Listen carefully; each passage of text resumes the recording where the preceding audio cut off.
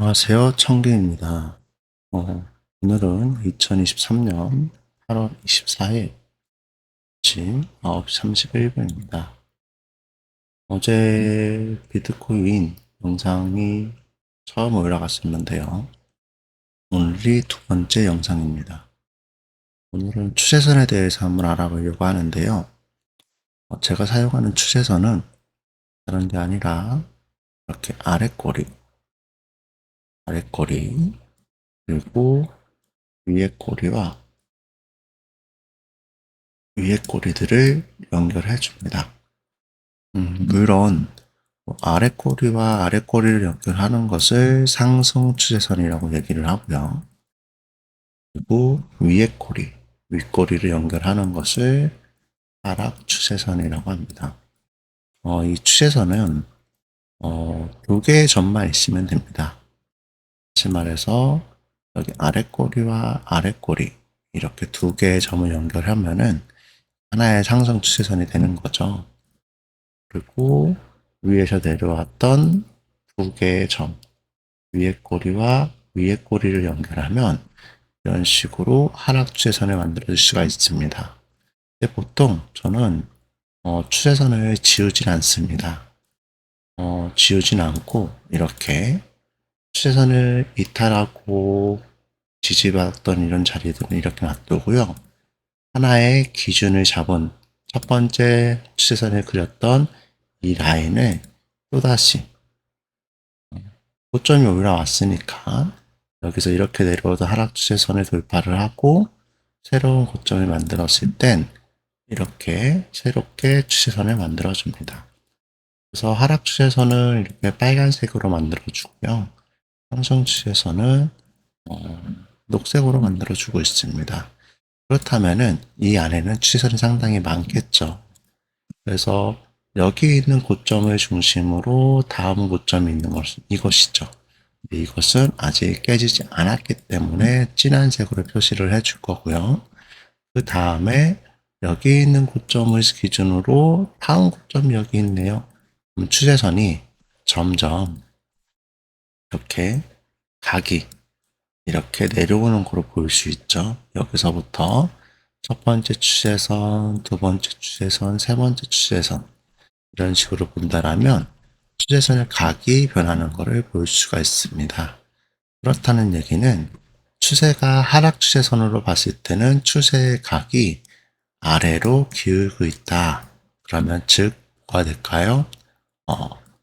하락이 나올 수도 있겠구나 라고 생각을 해볼 수가 있습니다.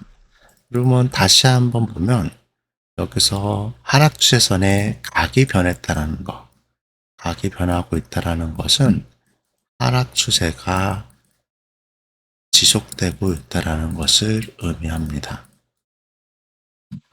그렇다는 얘기는 여기도 이렇게 급락을 해버렸죠. 그러면 여기를 고점을 중심으로 해서 이렇게 본다라면 이렇게 내려와요. 그러면 보통 추세선이 하락 추세선이 이렇게 만들어졌는데 여기서는 횡보를 해주면서 이탈을 해준 거죠. 그러면 깨졌으니까 어떻게 해야 될까요? 저는 이렇게 점선으로 만들어 놓습니다. 그렇고 보니까 여기 이렇게 아랫꼬리를 달고 올라왔던 이 고점이 보이네요. 이 고점을 기준으로 또 다른 하락 추세선을 만들 수가 있을 것 같아요. 그러면 이렇게 혹은 또 여기 있는 추세선을 만들 수가 있겠죠. 이렇게 아래로 내려왔다가 횡보를 하면서 여기를 있는 기준으로 해서 이렇게 하고 이 점하고도 연결을 할 수 있겠죠. 그럼 이 또한도 하락 추세선입니다. 이 하락 추세선을 왜 점선으로 바꿔놨냐면 어제 이렇게 상방을 했죠. 어제 관점을 공유해뒀던 것처럼 여기서 이렇게 내려왔다가 이 녹색 추세선을 깨지 않는 선에서는 반등이 나왔었어요. 그러면 이 반등이 나왔기 때문에 이것은 하락 추세선이 깨졌다라고 볼 수 있겠죠. 그러면 이 상태에서는 상승 추세선을 한번 또 만들어 볼게요. 올라갔다가 내려왔을 때 저점이 이곳이라면 이곳에서는 계속 이렇게도 상승 추세선이고요. 이렇게도 상승 추세선이고요. 이렇게 만들어도 상승 추세선입니다. 그러면 이렇게 만들어 놓은 상승 추세선을 하나를 만들어 놓고요. 어떻게 보면은 여기서 하락을 하고 그리고 올라가서 이 추세선 안에 결국은 이 하락 추세선과 상승 추세선이 만나는 이 수렴 안에 다시 들어온 이후에 재차 상승하고 하락 추세선을 리테스트를 하려고 하는 모습입니다. 그렇다면은 이 추세선이라는 것은 고점과 고점 그리고 저점과 저점을 연결해주면 돼요. 고점과 고점을 연결한 것은 하락 추세선, 그리고 저점과 저점을 연결한 것은 상승 추세선입니다. 상승 추세선이요. 그럼 이렇게 추세선을 긋는 이유는 추세가 어떻게 바뀌는지를 확인을 하려고 합니다. 그럼 분명 아직 위에 이렇게 하락 추세선들이 남아있죠. 그러면 이곳들은 주가가 상승을 하면서의 저항 라인이 될 수 있는 곳입니다. 그러면 이 라인들을 지우면 안 되는 이유가 여기에 있습니다. 이미 과거에서 만들어져 내려오는 하락 추세선은 언젠간 주가가 상승을 하다 보면은 한 번쯤은 만나게 되는 저항 라인이 됩니다. 그럼 이게 어떤 선들이 중요한 저항 라인이 될지는 그 누구도 예측할 수가 없겠죠. 그렇기 때문에 하락 추세선을 만들어 놓고 시장의 대응을 보면 얘가 이렇게 올라갔어. 올라갔으니까 어떻게? 이 부분에서는 한 번쯤은 저항이 나올 수도 있구나. 왜? 하락 추세선이 만들어져 있으니까. 그러면 지금 여기에서는 어제 얘기했듯이 상승 추세가 만들어졌고요. 그리고 어제 상승을 했던 이 자리도 상승 추세선이 만들어져 있는 상황입니다. 그렇다면은 이 친구는 하나와 하나의 상승 추세선이 있으니까 이 친구가 만약에 정확하게 이 기울기들이 있으니까 애매한 거잖아요. 기울기들이 있으니까 이 상승 추세가 이렇게 어떻게 이렇게 올라갔죠. 각이 위로 올라갔다는 얘기예요. 그럼 이 각이 올라갔다는 얘기는 주가도 위로 올라갔으니까 상승 추세선이 만들어진 거겠죠. 그렇다면은 이 친구는 어떻게 할까요? 한번 이렇게 올라갔으니까 내려오더라도 이 추세선, 상승 추세선을 깨지지 않는다라면 재차 한 번 더 올라갈 수 있겠죠. 그리고 이 여기서 이미 고점이 있고요. 고점을 아직 못 넘겼죠. 그러면 추세가 여기는 고점이었고 내려왔는데 올라와가지고 새로운 고점을 만드는지 아니면 새로운 고점을 못 만들고 이전에 있는 이 고점, 이전에 있는 이 고점에 저항을 받고 다시 한번 내릴지 그것은 좀 지켜봐야 될 것 같아요. 근데 어제 말씀드렸던 것처럼 이렇게 한번 올라갔으면요. 한 번은 조정을 받을 수 있겠죠.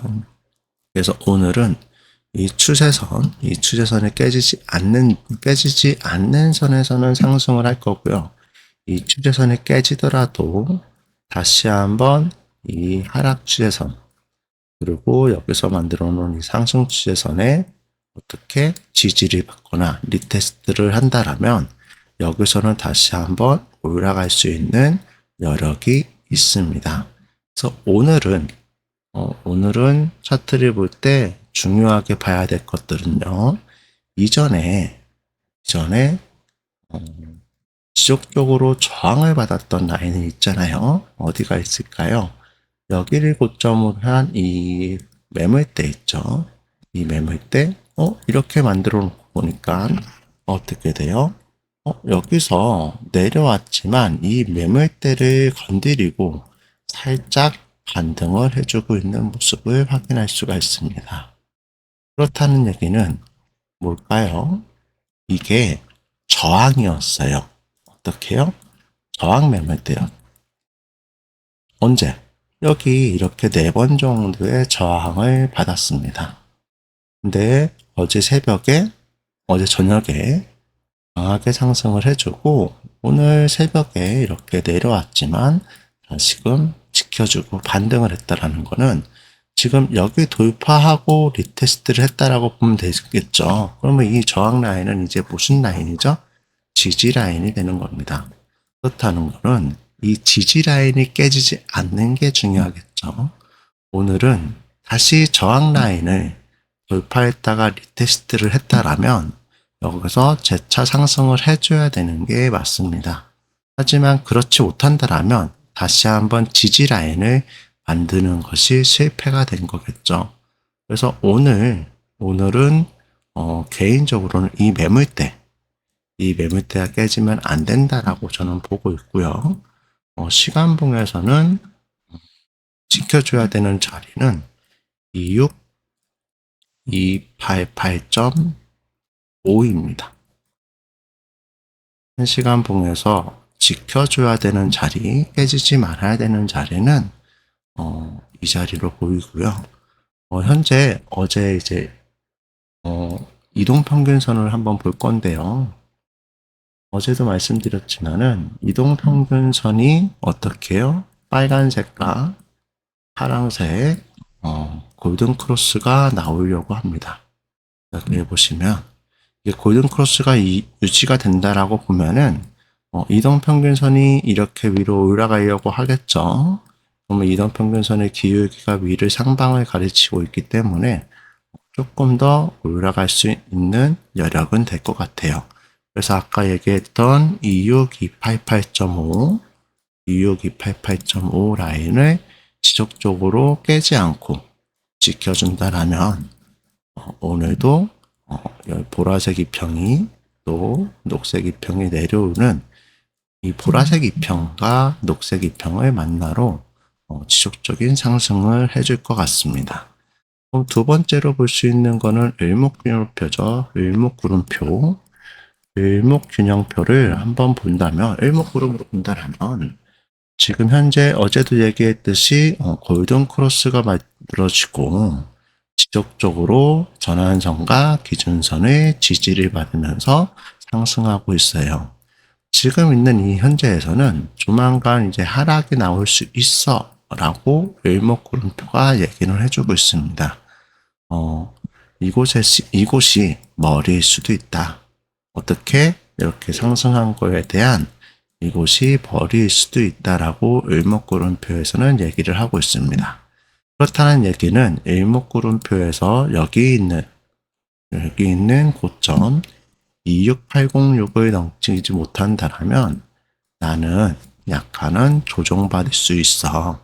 하지만 조정을 받아도 아까 얘기했던 26288.5, 26288.5를 지켜준다라면 나는 추가적으로 반등할 수도 있어 라고 보여지고 있습니다.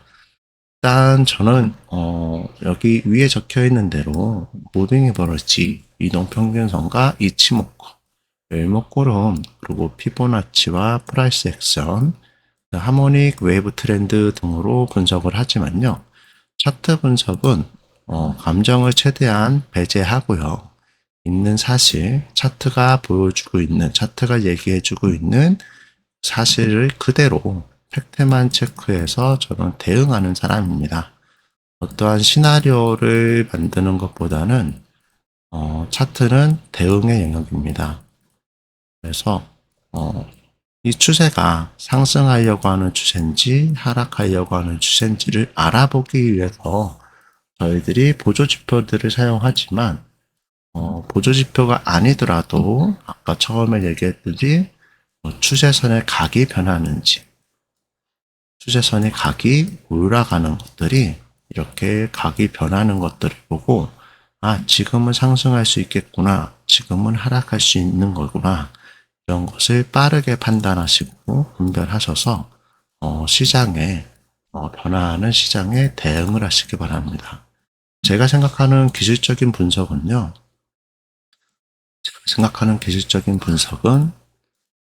대응을 얼마나 잘 할 수 있느냐, 이거입니다. 기술적 분석을 저희가 공부하고 하는 이유는 실시간으로 변화하는 데이터를 가지고 대응을 하는 영역이라고 봅니다. 절대 분석을 잘하고 못하고는 누가 판단을 해준다? 결국은 시장이 얘기를 해줍니다. 가격이 얘기를 해주죠. 열심히 저희가 분석을 하면서 이 분석이 정답이다, 오답이다라고 얘기하는 것은 시간이 지나고 나서 가격이 얘기를 해줍니다. 결국은 기술적 분석을 공부하고 기술적 분석을 한다는 얘기는 저희는 시나리오를 쓰는 사람들이 아니라 예측하는 사람들이 아니라 변화하는 시장에 대응을 하기 위해서 공부하는 겁니다. 오늘은 여기까지 할게요. 오늘 아침 브리핑은 여기까지 하겠습니다. 감사합니다.